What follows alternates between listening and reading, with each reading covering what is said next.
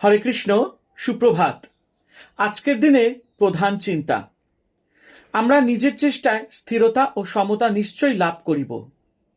আজকের দিনের প্রধান উপদেশ, যিনি জ্ঞানী তিনি যখন আঘাতপ্রাপ্ত হন কখনো ফিরিয়া আঘাত করিতে চান না।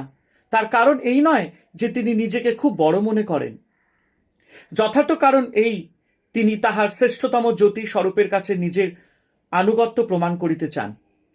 আমরা যখন একটা কড়া কথা শুনি সেটা আমাদের চিত্তকে নিষ্পিষ্ট করে, কিন্তু ইহার প্রতিকার হয় তখন যখন আমরা অন্য চিন্তাকে মনে স্থান দিই।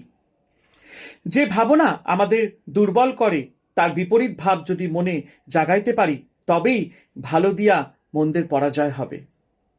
আজকের দিনে প্রার্থনা, হে প্রভু, আমার সকল চিন্তা ও প্রার্থনা যেন তোমারই দিকে ধাবিত হয়।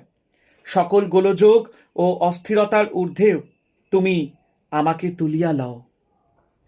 মনে এমন দৃঢ়তা ও সংকল্প দাও প্রভু, যাহা কিছুতেই বিচলিত হইবে না।